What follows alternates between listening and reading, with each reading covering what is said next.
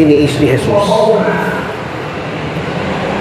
Makikita natin sa ikalimang salita, sa 7 huling salita ng Panginoong Jesus. Ito'y hango sa Ebanghelyo ayon kay San Juan, Kabanata 11, talatang 28.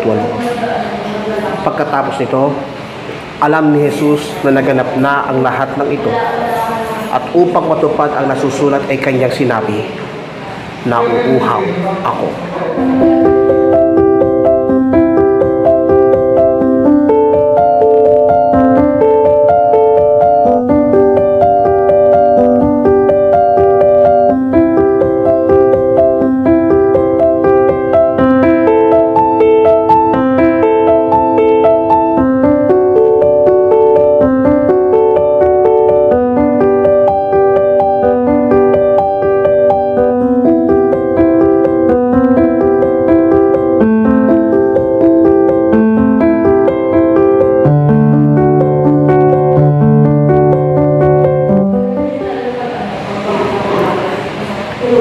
Ang ibig sabihin ng ikalimang salita sa 7 huling salita ni Jesus, salita ng pagdurusa.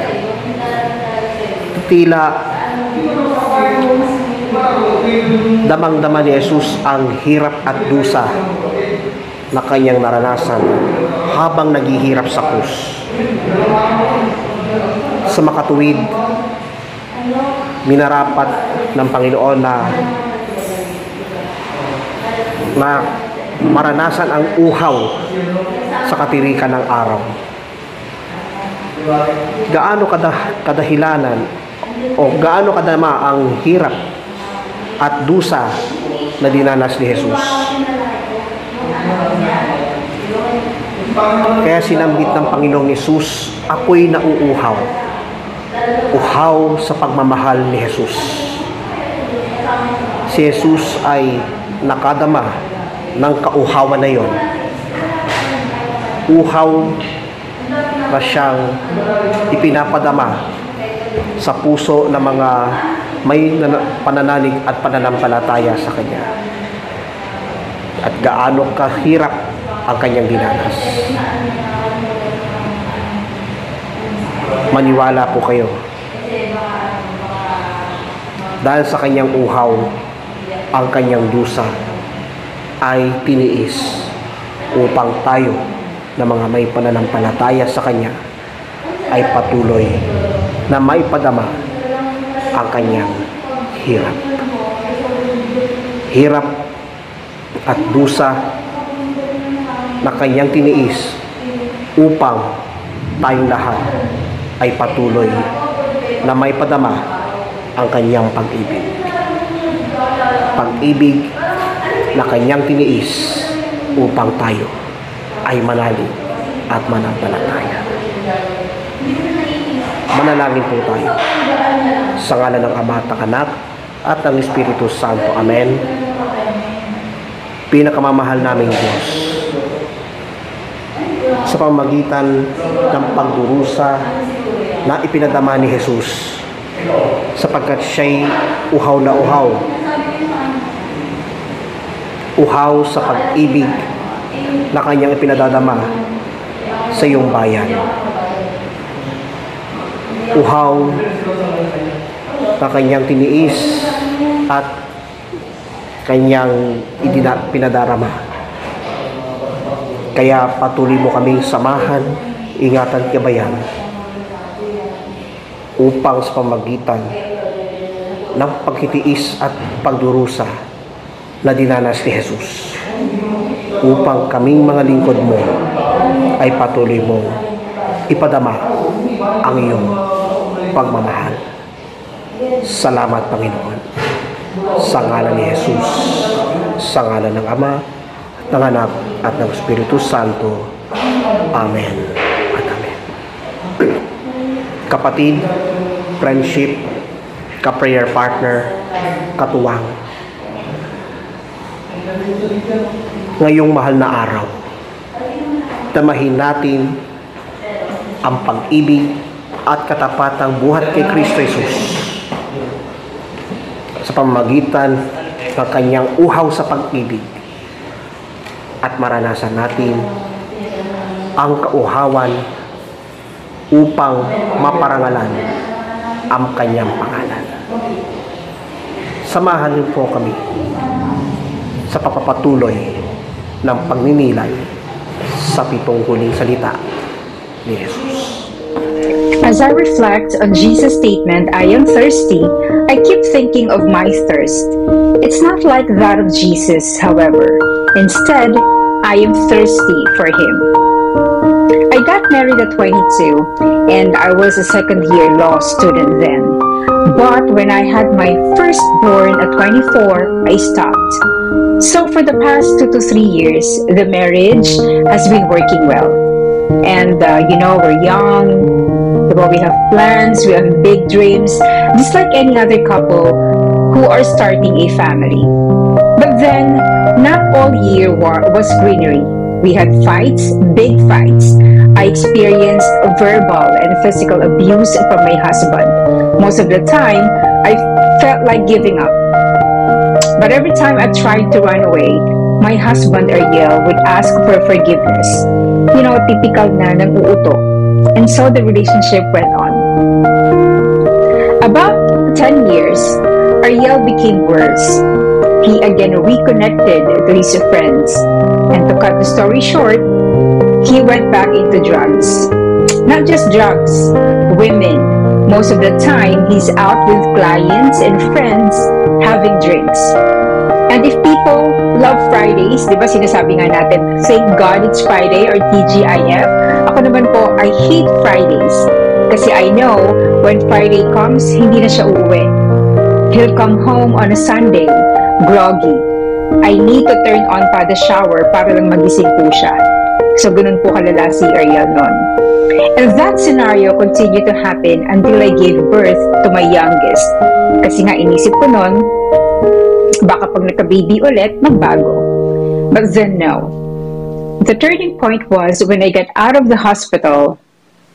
Well, by the way, I had 3 cesarean operations. And yung sa youngest ko po, yung pinakamalala, because I was like 50-50 then. Yun, my OB told me that the uterus got thinner. Nahihirapan po siyang tahiin. And I lost too much blood. And so my OB asked Ariel to buy a restricted medicine to use it to contract my uterus. And so when I got out of the hospital, nung nasa bahay na, hindi ako pwedeng mag-stay upstairs because my cut in all my cesarean operations were all bikini cut. So, ang hirap po niya pagalingin. And I'm not allowed to go up and down the stairs. So, nasa sala lang po kami ng mga anak ko. And Miguel was 7 years old then. Jana was 5. And Joaquin, of course, a newborn. Dahil nga hindi makalabas si Ariel, na to drink with his friends, dinala niya sa bahay yung mga kaibigan niya. So, doon sila nagkaroon ng mga happy-happy, ganyan. And we were at the sala. The same night, sabi niya, ihahatid niya lang sa labas, but he didn't come home. So, naiwan po yung mga pinag-inuman nila sa table, dahil hindi ko naman yung pwedeng pabayaan. I have a baby, and syempre, iniisip ko yung madumi, and then the cockroaches, the ants, diba? So, hindi pwede.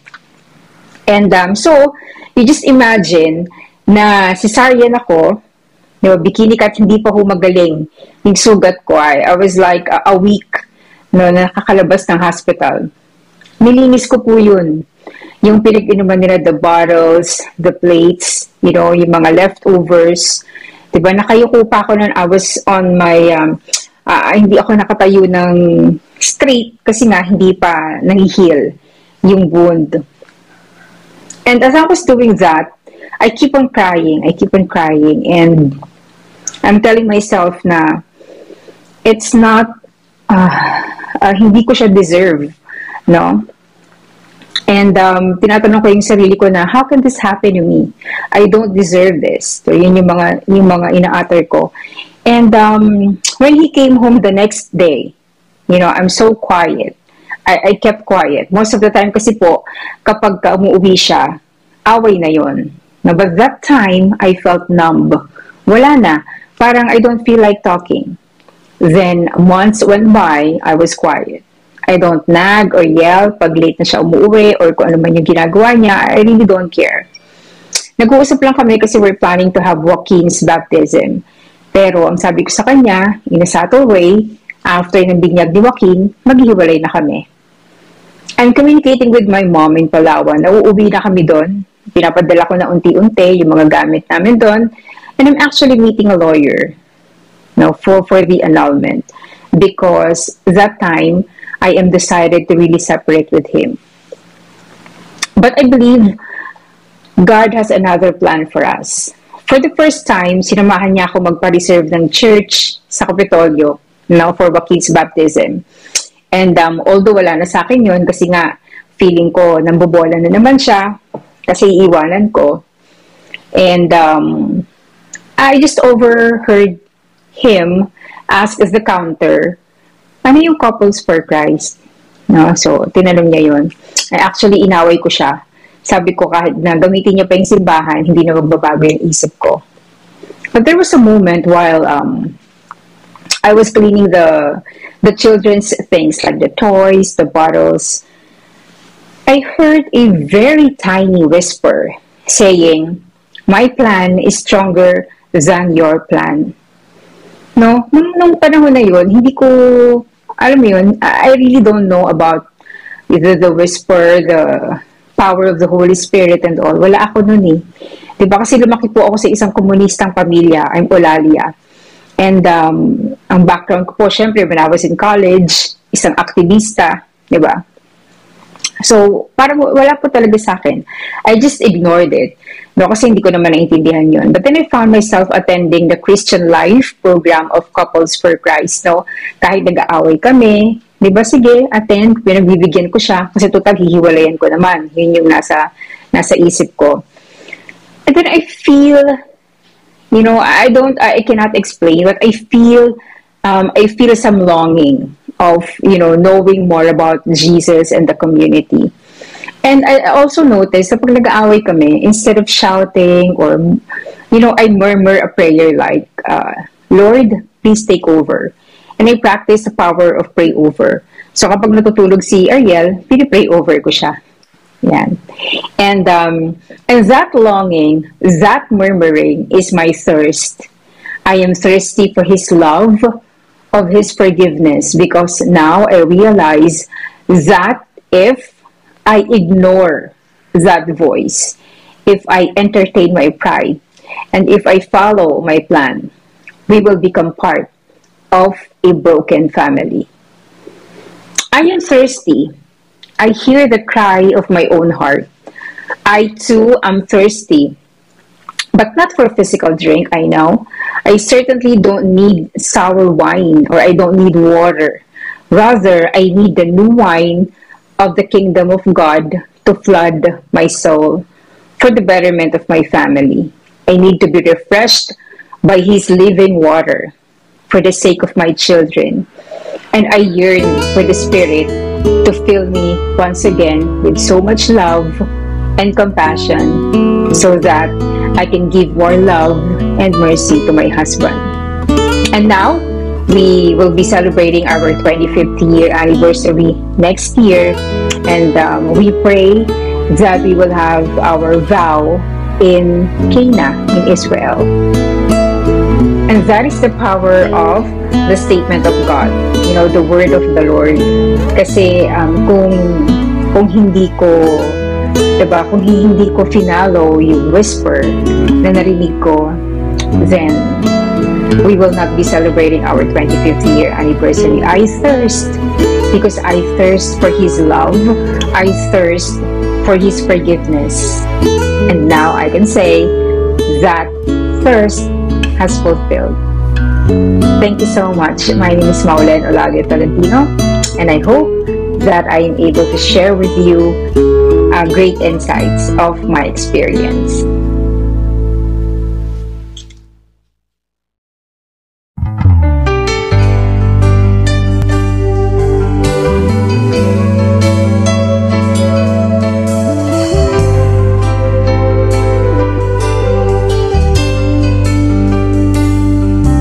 Ikaw ang aking kagalakan, ikaw ang kalooban dulot mo'y kapayapaan. Di man kita makita, sa puso ko ay may ligaya, pagkat alam kong nariyan ka. Lagi kong kasama.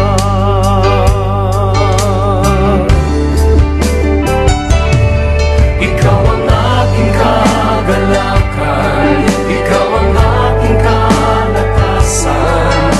Hirap na kalooban, dulot mo'y kapayapaan. Di man kita makita, sa puso ko ay may ligaya, pagkat alam kong nariyan ka. Lagi kong kasama.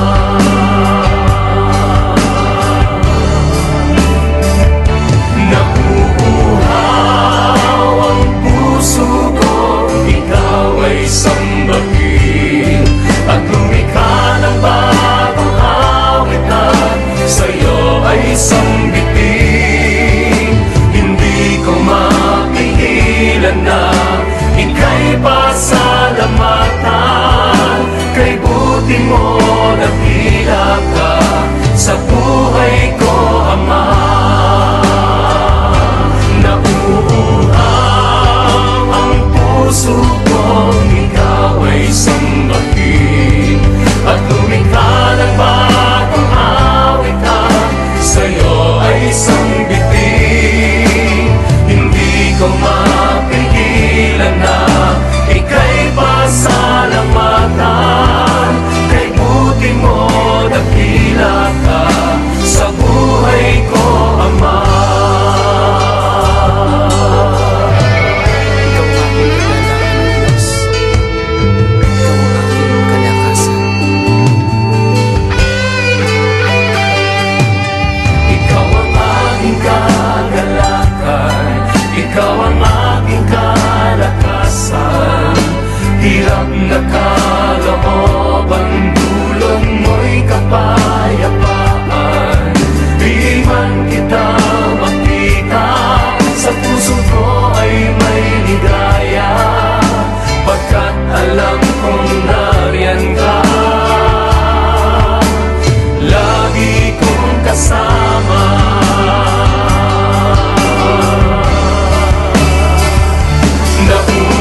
Nauuhaw ang puso ko, ikaw ay sambahin, at lumikha ng bagong awitan, sa'yo ay sambitin.